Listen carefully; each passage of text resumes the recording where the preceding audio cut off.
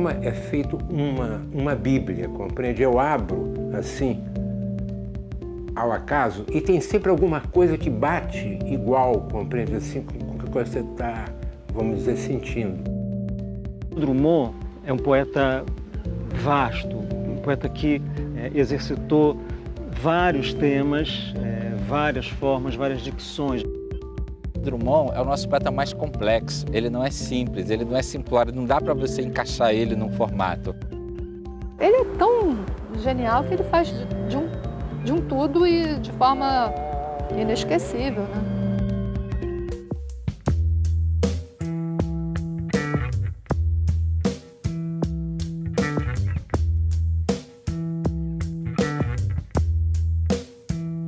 E agora, José? A festa acabou, a luz apagou, o povo sumiu, a noite esfriou. E agora, José? E agora você? Gente, ele foi responsável pela disseminação em milhões de corações e mentes de brasileiros pelo gosto da poesia. Este mineiro de Itabira, que trabalhou aqui neste prédio que foi sede do Ministério da Educação no Rio de Janeiro, é cada vez mais celebrado. Celebrado, celebrado. Os 110 anos de nascimento de Carlos Drummond de Andrade é o tema de hoje do programa De Lá Pra Cá. Mãos dadas. Não serei o cantor de uma mulher, de uma história. Não direi os suspiros ao anoitecer, a paisagem vista da janela. Não distribuirei entorpecentes ou cartas de suicida. Não fugirei para as ilhas, nem serei raptado por serafins. O tempo é a minha matéria. O tempo presente, os homens presentes, a vida presente.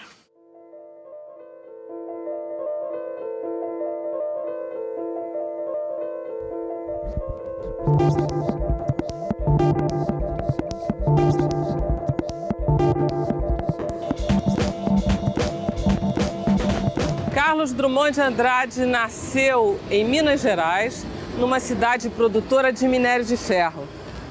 Há alguns anos vivi em Itabira, principalmente nasci em Itabira. Por isso sou triste, orgulhoso, de ferro. 90% de ferro nas calçadas, 80% de ferro nas almas.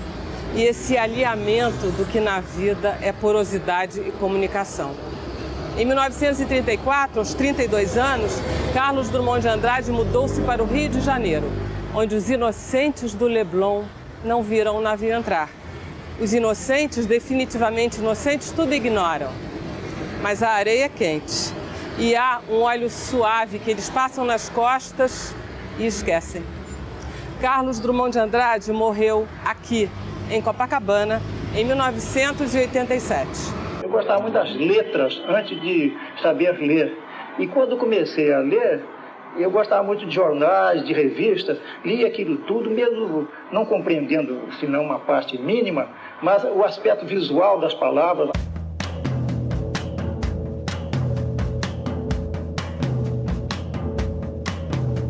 O poeta Armando Freitas Filho entrou em contato com o Drummond muito cedo ainda. Você era adolescente quando começou a ler? Adolescente, quando eu tinha 15 anos, compreendi, 15 anos.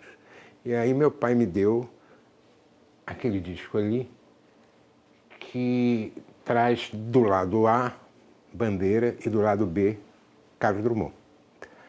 Eu, durante muito tempo, usei só o lado A, porque Bandeira foi o poeta que me, vamos dizer, formou. Assim, aprendi, vamos dizer, a escrever com ele. De repente, um dia, eu, como em, vamos dizer, câmara lenta, eu virei o disco e passei para o lado B. E o lado B quem era? Era ele. Era ele, Drummond. E a poesia que eu ouvi, eu nunca tinha ouvido antes nada igual. Aí conheci ele E era muito, vamos dizer, engraçado, porque ele falava baixo, sacadê, assim, parecia uma máquina de escrever batendo. Falava assim, e ele tinha um olho azul, assim, que eram duas bolas de gude, compreende, azuis, assim, incrível, um olho azul incrível. Agora, nunca olhava de frente, assim. Eu olhava sempre, ele tinha um olhar baixo, assim, porque tímido, sabe? Ele era tímido. Se a gente não realiza mais as coisas na mocidade, pelo menos a gente pensa e curte elas em pensamento. Então a atividade literária é uma dessas. Você pode continuar indefinidamente, né, enquanto não vier a esclerose, né, o derrame, coisa assim trágica. Você pode continuar escrevendo impunemente.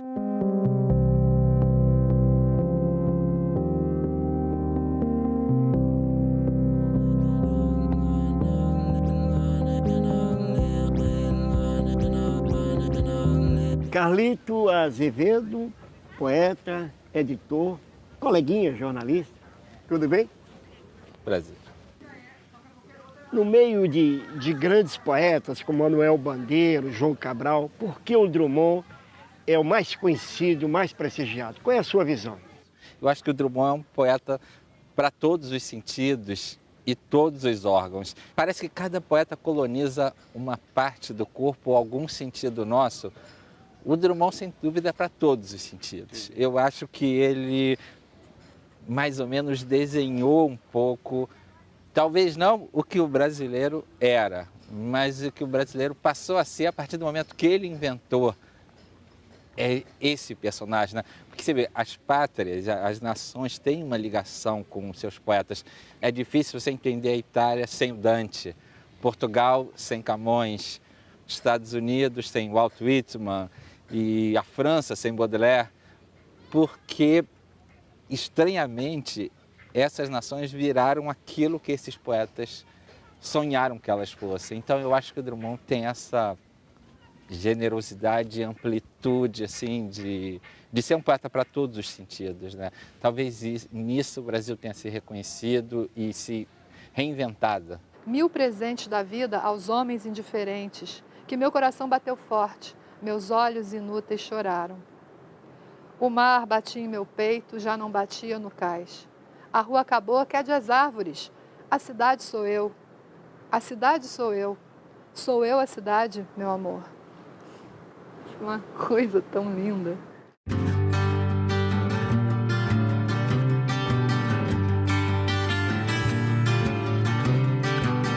Cláudia Roquette Pinto é poeta. Poeta muito jovem. Você conheceu o Drummond? Não, Vera, eu não conheci o Drummond, mas eu vi o Drummond passar.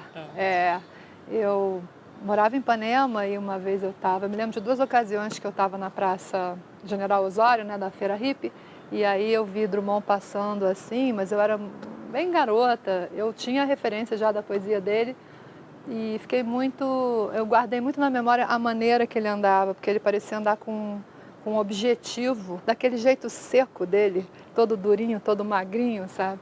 E hoje em dia, quando eu penso nisso, eu fico muito emocionada, porque me dou conta da honra que é, da coisa especialíssima que é, daquele homem, aquele gênio, aquele portento, né? Ter pisado no chão dessa cidade, né? Estar no mesmo lugar que ele esteve, né?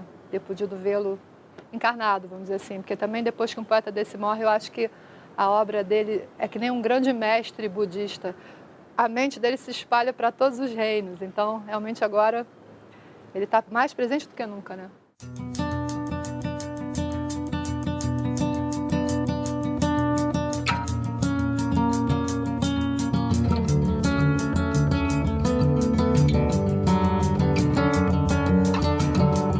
O Canaã Ferraz, poeta e professor de literatura brasileira. Tudo bem? Tudo bom, senhor. Fala ali do Drummond, do começo da vida dele, da família, da sua Minas Gerais. O que é curioso é que o Drummond tem uma formação interiorana, é um homem do interior, sobretudo é um homem criado em fazenda, é um menino de fazenda, né? mas que nunca conseguiu exatamente se integrar àquele mundo. Isso aparece muito na poesia do Drummond. Ele conta um pouco da decepção da família para com ele e um pouco a sua culpa de imaginar que deveria se integrar ao clã familiar, dar prosseguimento à história, à vida, ao trabalho do pai, se integrar à fazenda. E ao mesmo tempo ele dizia, eu não sabia os nomes dos bois. O traço peculiar de Itabira era o silêncio assim, tranquilo, suave. Havia uma avenida no alto da cidade onde a gente olhava o vale lá embaixo, onde a cidade se desdobrava. Aquilo dava em você uma grande tranquilidade, uma grande paz. Agora, por outro lado, também aquilo era monótono. Então um dia eu olhei para aquilo e disse, eita, vida besta, meu Deus. Ele percebeu desde cedo que ele não tinha a ver com aquele mundo. Vai para Belo Horizonte, começa logo a trabalhar na imprensa. O Drummond foi a vida inteira um homem de jornal, um homem ligado ao jornal. Em 24 há um dado fundamental, que é quando ele conhece o Mário de Andrade, e aquilo foi um salto na vida dele, ou seja, ele de fato entra no mundo cosmopolita, ali ele faz uma ponte com São Paulo e ali ele começa de fato a entender onde a poesia moderna poderia levá-lo. Ele fica ainda um tempo grande em Belo Horizonte, depois ele vem para o Rio de Janeiro, chamado pelo Capanema, que era o seu grande amigo de bancos escolares. E faz a vida dele aqui no Rio de Janeiro e, portanto, já chega no Rio, já com seu primeiro livro, que ele publica em 30, que é Alguma Poesia, que é um grande livro, ainda hoje é um livro excepcional e que foi um marco, foi um divisor de águas, porque é lá que está o famoso poema No Meio do Caminho. No meio do caminho tinha uma pedra no meio do caminho, tinha uma pedra, no meio do caminho tinha uma pedra. Nunca me esquecerei desse acontecimento na vida de minhas retinas tão fatigadas. Nunca me esquecerei que no meio do caminho tinha uma pedra no meio do caminho, no meio do caminho tinha uma pedra. Este poema Pedra no Caminho, que ficou um tanto conhecido, realmente ele despertou um certo movimento, não digo de indignação, mas de irritação, porque ele era tão simples, era tão barato, por assim dizer, as palavras eram tão poucas, que as pessoas diziam, puxa, mas como é que isso pode ser um poema? Um poema tem que ser complicado, um poema tem que ter adjetivos brilhantes, tem que ter frases inteligentes, tem que ser notas eruditas. E o meu poema não tinha nada, mas exatamente a minha intenção era essa, era fazer um poema com o mínimo de palavras, bem repetido, bem massacrante, bem chato.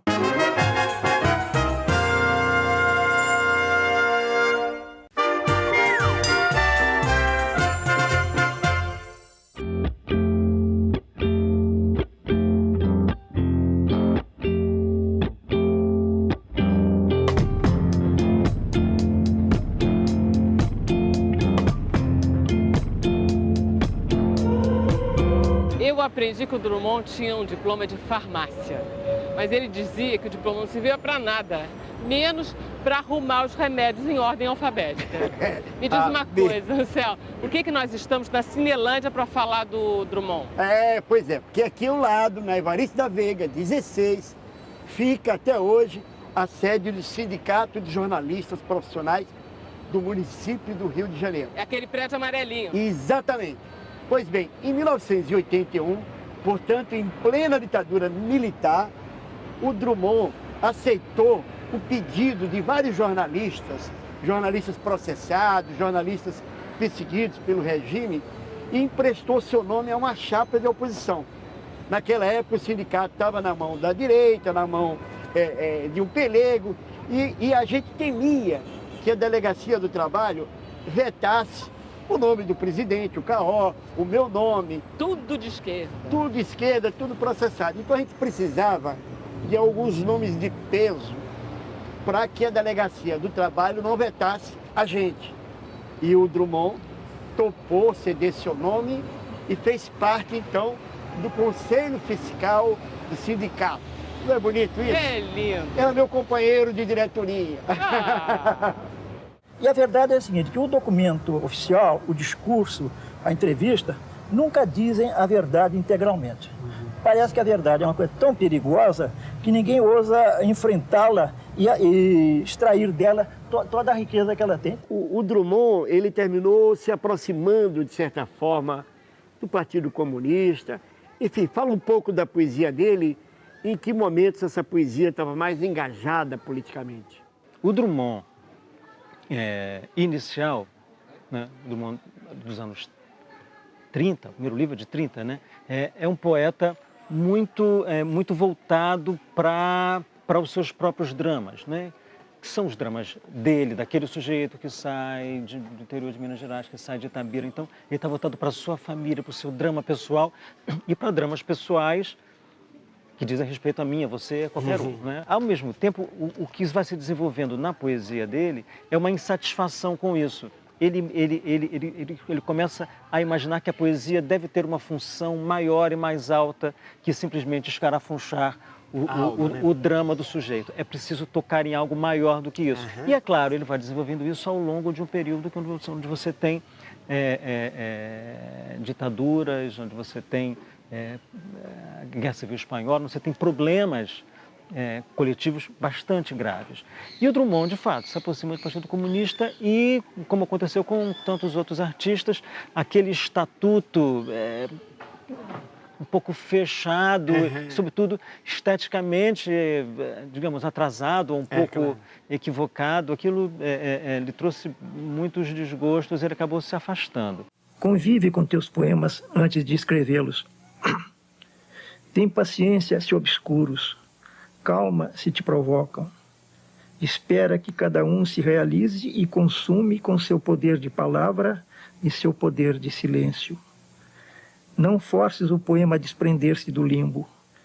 Não colhas no chão o poema que se perdeu. Não adules o poema. Aceita-o como ele aceitará a sua forma definitiva e concentrada no espaço. Assim que aparece o poeta solidário e popular de A Rosa do Povo, alguns anos depois vai publicar um livro como Claro Enigma, e aí a gente já tem um poeta metafísico, um poeta que não quer saber dos acontecimentos, um poeta que chega a epígrafe do livro, os acontecimentos me aborrecem. Não podemos esquecer que o poeta que escreve os acontecimentos me aborrecem era o que em Rosa do Povo falava, a poesia saiu dos livros e está nos jornais.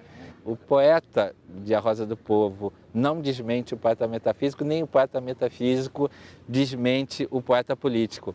O que a obra do Drummond diz somos complexos, não somos... O ser humano é contraditório e não se explica com meia dúzia de manifestos. Eu acho que o Drummond ele é fascinante porque ele tem o poema de 7 faces, né? E ele é um homem de 1000 faces, né? Tem um livro do Joseph Campbell que chama O Herói de 1000 Faces. É o Drummond, porque cada livro dele é tão diferente um do outro, né? Quer dizer, no começo tinha aquela coisa quase do poema piada, bem modernista, bem atrelado àquele ideário. Depois vem a coisa política muito forte, né? Ele abraça a causa política, né? Depois ele começa a ficar cada vez mais memorialista, vai buscar lá em Minas aquele minério mesmo que nutre, né? Que dá chão para a poesia dele. Enfim, ele é uma pessoa a cada livro, quer dizer, um poeta a cada livro, e ao mesmo tempo sempre com aquela força enorme. A obra dele é uma obra que tem esse lado, vamos dizer assim, que ele foi se fazendo também, se fazendo como pessoa, ajustando contas consigo próprio, à medida que ele escrevia, entende? Então, a obra dele tem sempre um encadeamento de crescimento e explicação interna, compreende? E que, sendo tão pessoal, serve a todos, compreende? Que todos nós somos um pouco assim, compreende? Só que a gente não sabe fazer aquilo, compreende?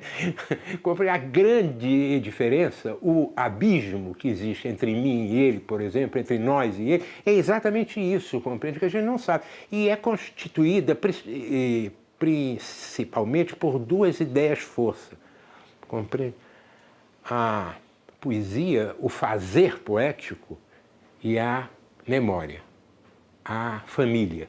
Compreende? Essas são as duas ideias força que permeiam a obra de ponta a ponta. Tem um famoso poema para o pai, chamado A Mesa, para a mãe, mas o que eu acho curioso no Drummond é que ele tem uma particularidade nele, que é, antes de publicar o primeiro livro dele, ele teve um filho que viveu só 45 minutos.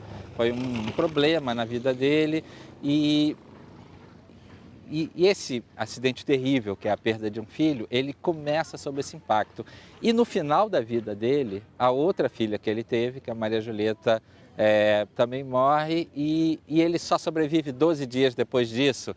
Essa experiência de família dele, por um lado, é muito dolorosa, mas, por outro lado, transformou ele num poeta que tem o sentimento de que o trágico e o cotidiano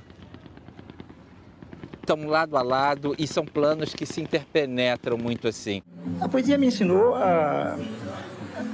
um pouco a viver, né? Porque eu acho que através da poesia nós adquirimos um sentido mais generoso do mundo e, ao mesmo tempo, nós sentimos a magia do mundo, a magia do universo. Que tipo de poesia ele fez?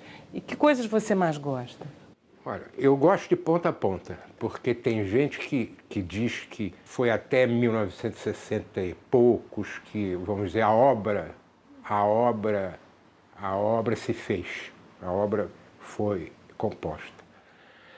Eu acho que depois ele não só continuou a obra, como deu a ela, vamos dizer, um fluxo mais natural, mais acessível ao público em geral.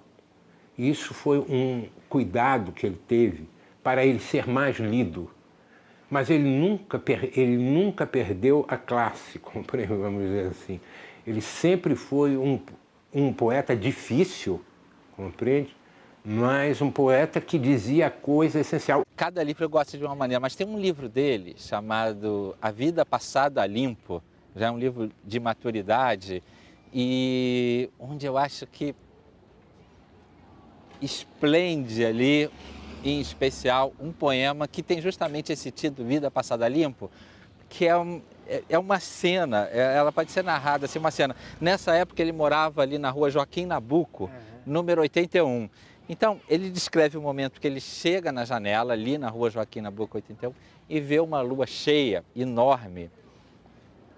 E nesse poema, esse encontro do Drummond que me interessa, que é aquele que, dentro do cotidiano, descobre o mágico. O poema diz, o primeiro verso, veja como é que ele junta a lua, o clássico, com o mais cotidiano, que é o endereço dele, assim.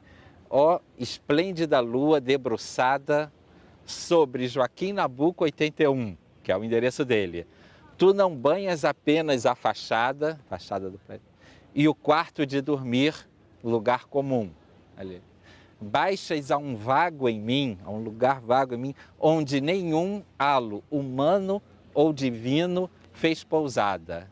E me penetras, lâmina de Ogum, e eu viro uma lagoa iluminada. É como se você visse um lago, compreende assim? E aí você vai com a mão e vai assim, e mete a mão na água do lago. Aí você vê que embaixo da água daquele lago tem muita coisa lodosa, compreende? Tem muitos ramos, tem muitas plantas, tem muita coisa perigosa, compreende? Drummond ensina o perigo, que existe o perigo até mesmo em pleno êxtase. Amor e seu tempo. Amor é privilégio de maduros estendidos na mais estreita cama, que se torna a mais larga e mais relvosa, roçando em cada poro o céu do corpo. Amor é o que se aprende no limite, depois de se arquivar toda a ciência herdada e ouvida. Amor começa à tarde.